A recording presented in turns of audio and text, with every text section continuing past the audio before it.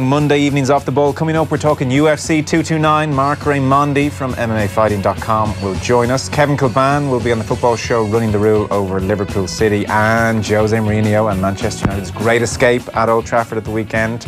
Keith Wood and Eddie O'Sullivan on the show as well. We have Leinster beating Munster, Connacht winning in Belfast for the first time in 58 years. And of course, Champions Cup Rugby is upon us. 53106, the text number. We are at Off the Ball on Twitter. You're all very welcome. Richie McCormack, hello to you. Hey Joe, any news for us? Dan McDonnell is in studio. That's the only news tonight, Richie. And Ronan Mullen as well. Hello, sir. Joe, how are things? How are we doing? So UFC 229. Ronan, you're often on Off the Brawl. You're our resident combat expert. Yeah. Did you like Khabib's jump into the crowd? Was it textbook? Is that the kind of thing that we get in MMA routinely, yeah? Yeah, well, I'd equate me watching MMA to like hurling fan watching the All-Ireland football final, do you know what I mean? Okay. Kind of have to come at it from a bit of a more standoffish approach, but I did enjoy the fight itself. The fight was good. It was an interesting fight. I mean, Yeah. it has been completely overshadowed for obvious reasons, and we can't not talk about all of that business. Yeah. But it was an interesting fight. To what extent was McGregor completely outclassed here? Because Chris Fields this morning on OTBAM, well, I thought was sounding a few optimistic notes. Well, the most striking thing actually was the strike in itself, because when all else is equal, I think you touched on it with Mark Raimondi last week, that when all else is equal and they're sort of each other's kryptonite, that it was going to be Khabib that was more comfortable in McGregor's domain than vice versa. And that's how it transpired, you know. Khabib earned McGregor's respect with that overhand right hand, and that was it. Yeah. That was all she wrote, really. Yeah, because, I mean, he disguised it. So, that second round, started the second round, and he goes to take him down, so McGregor thinks, and then it's an over-the-top right hand right in McGregor's chin. Yeah. And he took it well. But McGregor didn't really land much in that third round, was the other thing. I mean, if you had said to him beforehand, you're going to get through these first two rounds, they will be zero crack, but you'll get through them. You'll be a bit tired, but then you'll stand toe-to-toe with them for the entire third round. Yeah. He might have fancied his chances of landing one big one. Yeah, it depends who you talk to, but like ring rust is a real thing as far as I'm concerned, or octagon rust in this instance, where he just didn't seem to have his eye in. You know, he knew what he wanted to do, McGregor, but he just couldn't quite get his timing down, or couldn't pull the trigger, as it were. And it was actually Khabib that won in every facet of the game. And like the actual close of the fight, which some people were making the point that it wasn't a picture perfect submission. Like, it was very much a sort of, McGregor was almost submitting mentally as much as physically. He said, I need to get out of here, and that was an opportunity for him to just sort of exit stage left. Yeah. I mean, in fairness, he may have figured, I'm signing up for another round of this misery. Exactly, but it wasn't as if, I'm locked into this specific hold. It was more, oh my God, I can't do another 10 minutes of this. So he wasn't actually being choked on the neck. It was more his chin was being... Oh no, don't get me wrong. Like, I'm sure he was because I would have tapped. I know you wouldn't have. I'm sure he was in incredible pain, but it wasn't as if... You can't denote that as a specific... People were calling it rear naked choke, but it wasn't really. Or a neck crank. It wasn't really that either. It was more, I'm in this position and I'm going to be in this position for another at least couple of minutes. So I heard his jaw could have been broken though. Yeah, possibly. Well, if his jaw was in jeopardy, Joe, I'm not going to be the one to say he should have continued. No, it was more... He was just conclusively beaten, and like, I have all the respect in the world for someone to jump back in after 2 years out against the most fearsome fighter in the sport. Like, many would have like given him a free pass to jump in with someone, you know, a gimme, as it were, but he jumped right in the deep end, and you have to credit him for that at least. Yeah. Dan McDonnell, were you gripped at 5 a.m. watching all this? Oh no. Come on. Sorry, I mean, I could lie. I could lie just for the sake of, you know, radio and tell a story about it. But I mean, at this stage you should know how it works, right? I should, yeah. But then I'd have to also like fake even more sincerity as I discussed like the finer details of it. No, I didn't. I mean, and I'm not going down the road of sort of condemning a sport on the basis of I'm well used to people's sporting hobbies being being used as a sign of judging you, i.e. like, you know, the League of Ireland fan in me is not really going to have an issue with other people's sporting choices. But the one thing is... Did you watch it at all? I didn't watch it at all. But I mean, I woke up to the reports of nothing to do. This is the first time I've actually heard the details of the fight really being discussed. You know, I woke up to everything else. Yeah. So where's the best clip, you know, you can find? And not even really so much in the ring. It was the stuff outside the ring, and sort of, oh, look at the Irish and the Russians are kicking off in some sort of soulless Vegas plaza of some kind, you know. And it's not a great look, really, to be honest. I don't think you can put a positive slant on that in any way.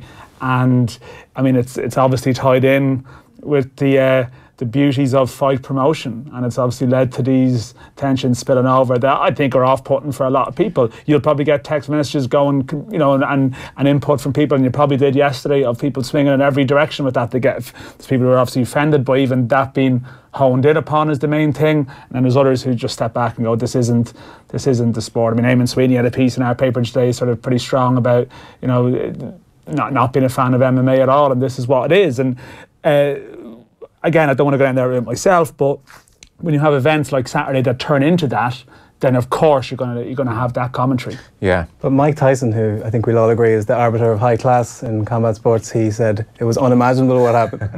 And the great line of the weekend. Mike Tyson was horrified by the whole thing. I mean, even Tyson, you know, even Tyson. You never guess who's condemned it now. Yeah. You know? I couldn't believe he left his ear there when he had the chance. Dana White Richie gave it the old "I'm not even mad, I'm just disappointed" line. One of the great lines you can give to any child. But why would he be mad? He's just had guaranteed promotion for a rematch of the two of them. Yeah. Like, it's all set in stone and ready to go for him to promote this whenever it happens for the second time round, whether it's a year or 2 years down the line. Because I want to know, one of the interesting questions was that Dana White was asked in the press conference afterwards, well, you are completely culpable here. Like, you know, let's be honest, you ramped this whole thing up, you used the footage of the bus in the promo. But that is, yeah. And he said, oh, well, I had to, it was part of the story. Yeah. One of the interesting questions now is, when the rematch happens, will they use footage of what happened on Saturday night? Of course they will. What else are they going to use? I don't know. What are they going to use? Well, footage of the fight, but not the fight. Them exchanging jabs inside the octagon. No, they're going to show them, you know, leaping the cage and fending off digs from his entourage. You know? How much more time are you going to devote to this embarrassment of a man, says Bobo? I don't think Dan's that bad.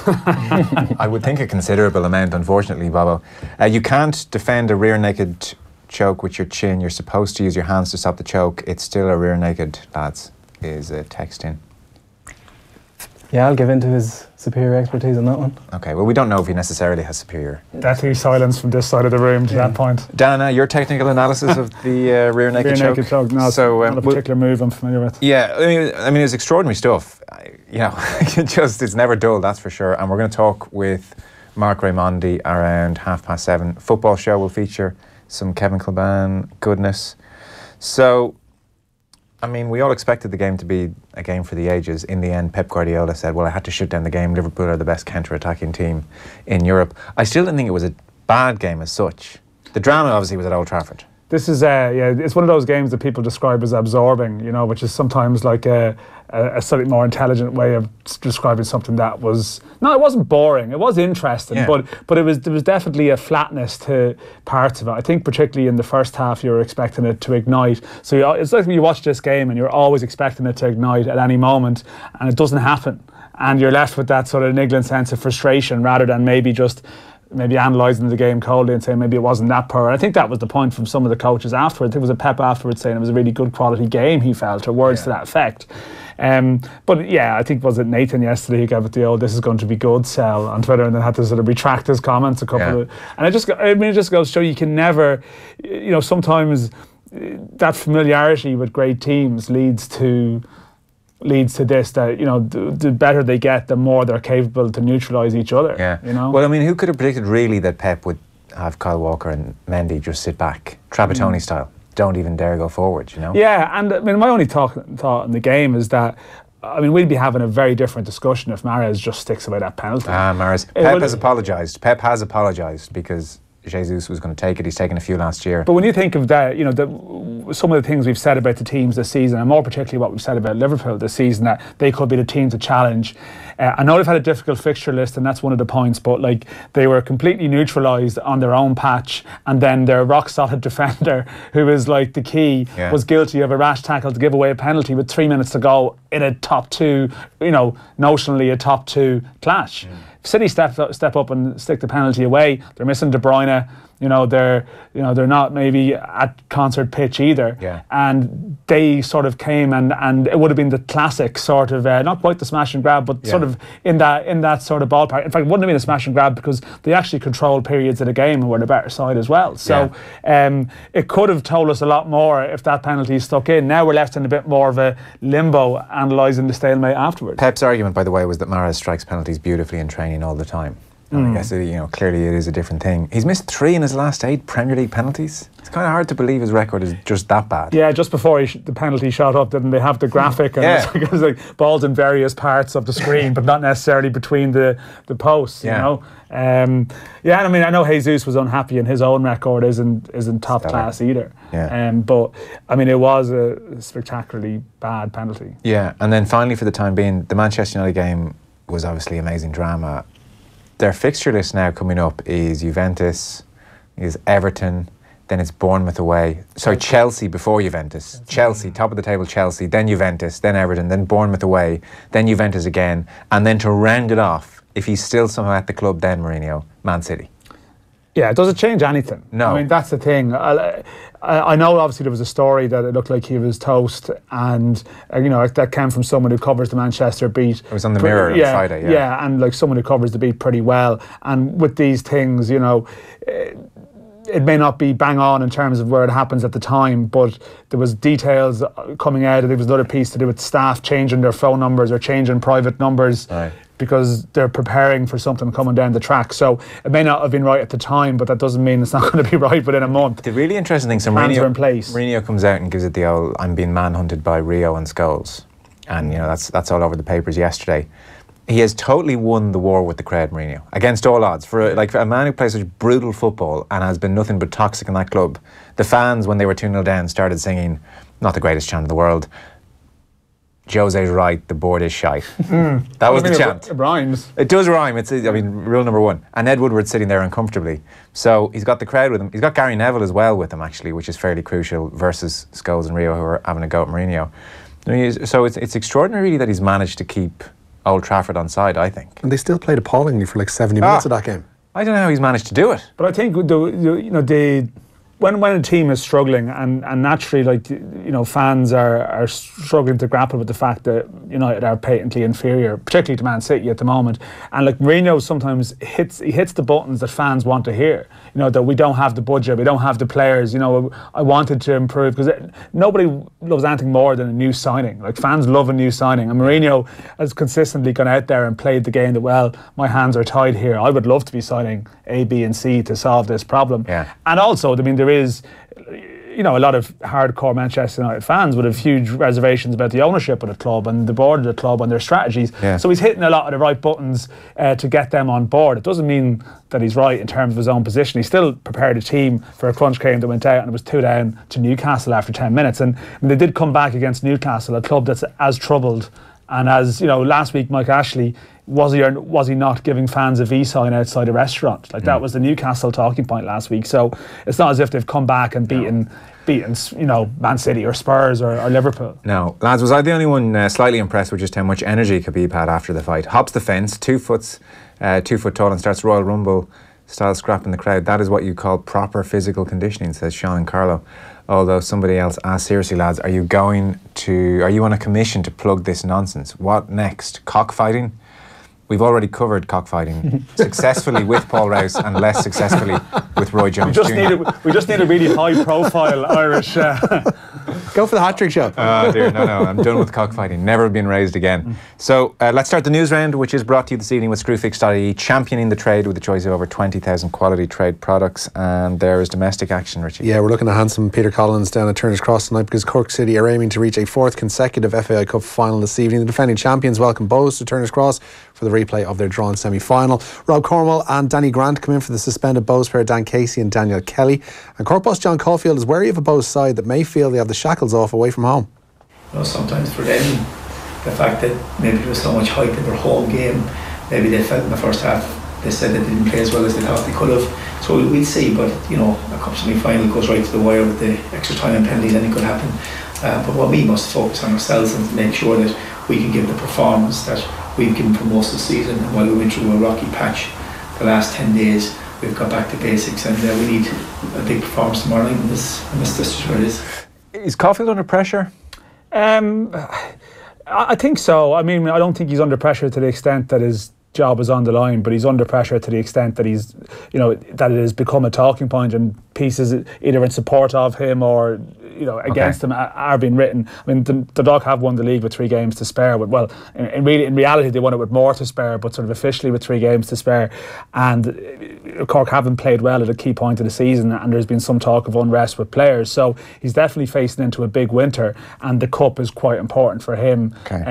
To get into a cup final at the Aviva and even win it would stop that talk around Caulfield. But I think under pressure is fair without being in that sort of on the brink of going somewhere pressure. Okay, Shelbourne. Yeah, 7:30 kickoff to that one. The 7:45 kickoff at Tolka Park. Shelbourne taking a 1-0 lead with them back to their home for the second leg of their First Division playoff, with Drogheda. Finn Harps await the eventual winners in the First Division final, effectively, of that. Munster facing a major selection headache for Saturday's Champions Cup trip to Exeter. Albie Mathewson is a major doubt for the game at Sandy Park, having suffered a knee injury during the defeat to Leinster at the Aviva.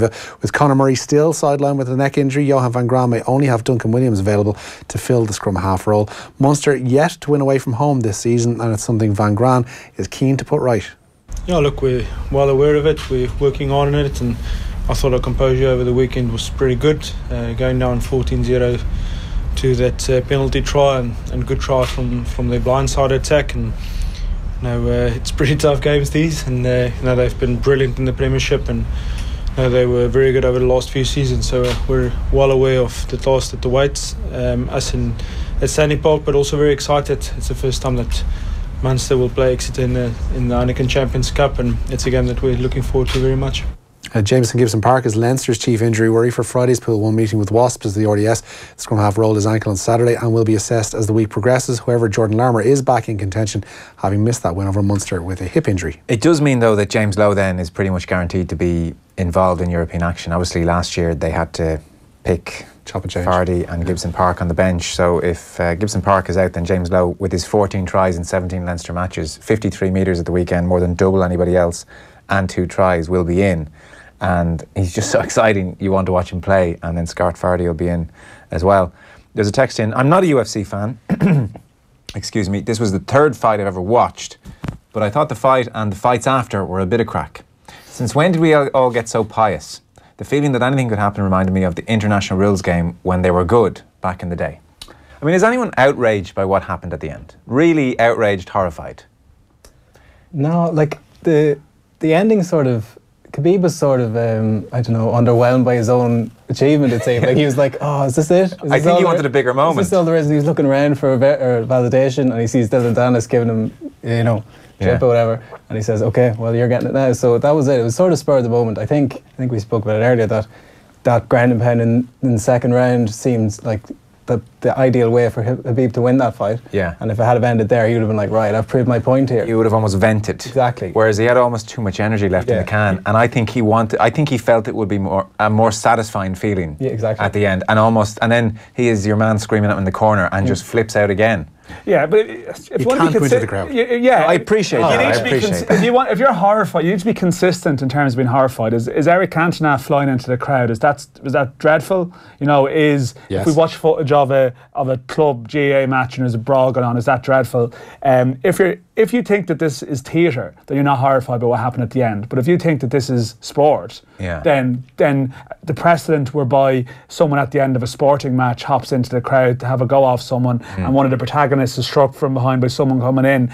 So really, if you're not horrified by it, then you are sort of questioning the legitimacy of this as a serious sporting sort of entity. So I don't think you can be flippant about it if you want it to be treated seriously. I think you have to find the right medium for this, because there's a pantomime element that almost detracts from how horrified we are. Okay, I'm back to being horrified again. You've talked sense to me there, which is a fair point. I suppose it just feels like complete pantomime in some respects, and so it didn't feel real. It's because it's going to be used as a promotional tool. Sort of, yeah. And Dana White was like, I'm not angry, I'm just disappointed. Like, I just thought he could be a bit more original than that. I guess, funny, there's a brilliant piece yesterday, we might talk about it on the football show actually, Dan. John Green spoke to Martina Cox, the wife of Sean Cox, the Liverpool fan who's now come back. He's in the Dún Laoghaire Rehabilitation Centre for the next 12 weeks as he tries to recover from being struck outside Anfield at the Roma game. And once his 12 weeks in Dún Laoghaire are done, which the state provides for, he's basically on his own. And they reckon he needs 2 million to certainly go to Germany and continue his rehabilitation. And he's still in a terrible health, really. He can't move any of his left side. He can't really talk. it's just a dreadful situation for the whole family. When you think that was done with one wayward strike to the side violence, of the head. it's, you know. Yeah. There was that Dermot Crowe piece in the Sindo a couple of weeks ago as well, where the Tyrone fan had been killed by, he wasn't a Tyrone fan, sorry, he was at a club game, a junior club game. Yeah. And the Tyrone fan was kicked to death. So I suppose when you strip away the showbiz veneer of what happened on Saturday and put it in that context, that people were just throwing digs at each other in the crowd because of what happened, then it does become fairly shocking. And I don't mean to sound all sort of po-faced or pious, and I'm very conscious of that. But I mean, there was footage outside, which was one of these sort of clips going round of some guys sort of shaping up to a bunch of opposite fans and getting decked, getting knocked out cold. I mean, the wrong ball in the wrong way at the wrong time, and that becomes more serious than a 15-second viral clip. So again, it needs to be a bit of consistency in terms of the judgment of it. And I mean, like that sort of Sean Cox case is incredibly sad. Particularly as I mean, the context of it is that the case is up this week, and I mean, people are being brought to justice to a degree. But there's a sort of deeply dissatisfying way about someone going to an event and just randomly being taken out. So I mean, if you have situations of violence occurring and being encouraged, then the consequences can occur that are more serious. Just because there was no serious injuries in the aftermath, you can't trivialise it either. Yeah, fair enough. We're going to talk to Willie Rowan on the show tomorrow, Connacht CEO. Yeah, because they've announced plans for a €30 million redevelopment of the sports ground. The project will be undertaken in association with the Irish Greyhound Board and will see the Greyhound track retained at the Galway Stadium. A new 12,000 capacity stadium and high performance training centre will be the centrepieces of the redevelopment. Christian Eriksen? Yeah, he appears to be unlikely to face the Republic of Ireland in Saturday's meeting at the Aviva. The Tottenham playmaker was excluded from the original Danish squad named last week for the Nations League encounter, and indeed the Danes' friendly with Austria. Eriksen is suffering from an abdominal injury, and Denmark head coach Åge Hareide says they are unlikely to give him a late call-up. Gareth Bale missed Wales training today, meanwhile the Real Madrid forward limped out of their 1-0 loss to Alaves at the weekend with a groin injury, and Wales face Ireland at the Aviva on Tuesday week. Meanwhile, Matt Doherty was today named the PFA Player of the Month for September. The Wolves fullback received 39% of the vote, beating Chelsea's Eden Hazard into second position by a comfortable 13% as well. This is outrageous. When I saw Doherty Player of the Month, I presumed, for Wolves. It had the headline, it was on an Irish website. I kind of thought, okay, fair enough. When's the last Irish player?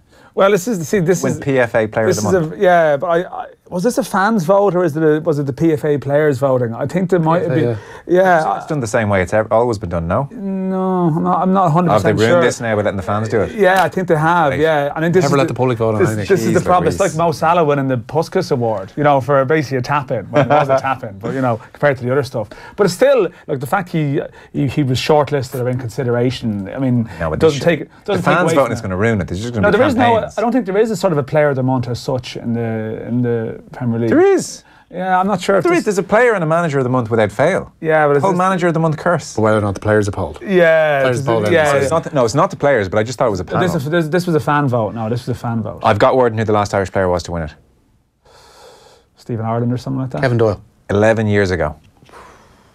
Oh, 2007. Stephen Ireland. Robbie Keane. Jesus. That's what we're left. Was that his really good season at Spurs? Well, I know he had a couple of good seasons. 2007. Yeah, he joined Liverpool a year after, so yeah, that was his best season was that year, yeah. And so why is the Matt Doherty, because O'Neill was in the papers yesterday talking about how, look, I was just joking about the what are you wearing gloves for Matt Doherty stuff. But it is becoming, he is. They're all just jokes though. It's all banter. He's having a phenomenal season. Like it's gone from being an issue to like a major issue that he's playing that well, and I mean the fact that Seamus Coleman isn't around for the games this week makes it particularly relevant. Yeah, there's a text in Row wondering, do we come away thinking that McGregor has no chance against Habib, or with less ring rust there was enough signs there that he might do something?